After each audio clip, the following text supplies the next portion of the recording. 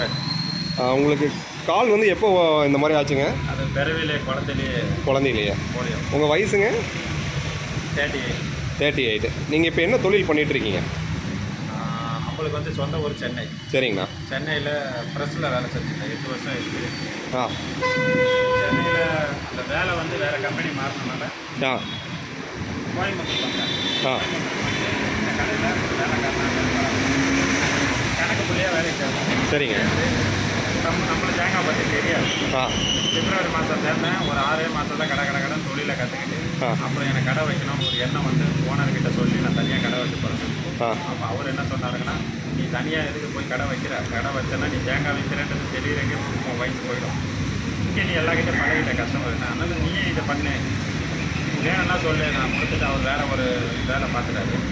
அதனால் எனக்கு கொடுத்துட்டு 1 லட்ச ரூபா கொடுத்து அக்ரிமெண்ட் பண்ணி நான் பண்ணி பண்ணேன். ஒரு வருஷம் கூட ஆகலை. என்னோடய உழைப்பு எவ்வளோ நான் ஹார்ட் ஒர்க் பண்ணியிருக்கேன் பாருங்கள். என்னால் முடியும்னு நினச்சேன். இந்த ஊர் வரப்போ எனக்கு யாருமே தெரியாது. இன்னைக்கு என்ன தெரியாத ஆளே கிடையாது. அடையாளமே இந்த தேங்காய் கடை. உங்களுக்கு திருமணம் ஆயிடுச்சுங்களா? இல்லைங்க, திருமணம் ஆகலை. உங்களுக்கு தாய் தந்தை எல்லாரும் இருக்காங்க. நீங்கள் மாதம் இந்த தேங்காய் விற்று எவ்வளோ ரூபா வரைக்கும் சம்பாதிக்கிறீங்க? ஒரு நாளைக்கு 1000 ரூபா சம்பாதிக்கிறீங்க.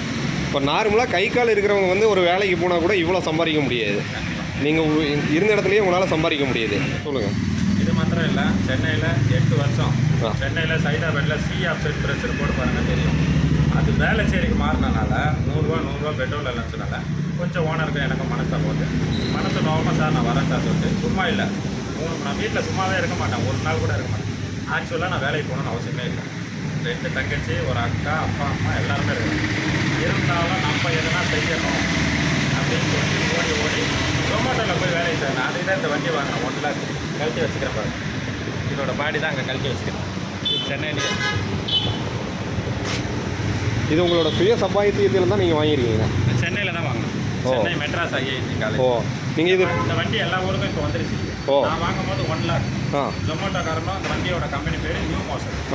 அவங்க என்ன பண்ணாங்க, எங்களை மாதிரி ஆளுங்களும் சாதிக்கணும் அப்படின்னு சொல்லிட்டு வேலை வாய்ப்பு வேணும்னு சொல்லிட்டு அவங்களும் ஜொமேட்டோக்காரனும் சேர்ந்து இதில் நீங்கள் 6 மாதம் வேலை செஞ்சிங்கன்னா நாங்கள் உங்களுக்கு 90,000 ஸ்பான்சர் பண்ணுறோம், நீங்கள் 10,000 ரூபா மட்டும் கட்டினா போதும் அப்படின்னு சொல்லி அந்த 10,000 ரூபாய் நான் முன்ன பின்ன அலைஞ்சி இழந்து ரொம்ப கஷ்டப்பட்டு, ஏன்னா அந்த வேலை நம்ம செய்யணும்னு சொன்னேன். ப்ரெஸ்ஸிலேருந்து 3 மாதம் ஆச்சுட்டேன்.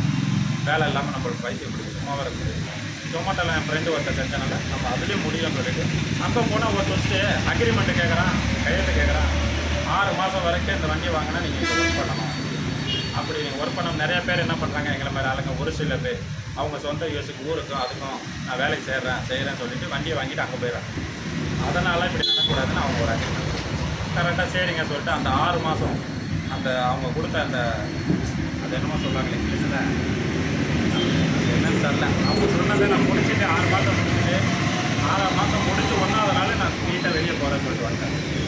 அதுக்கப்புறம் வெளியே வந்து கோயம்புத்தூர் எப்படி வந்தேன்னா, என் ஃப்ரெண்டு இங்கே இருக்கிற ஈஸ்வரன், அவர் வந்து ஒரு ஏர் ஆகும்.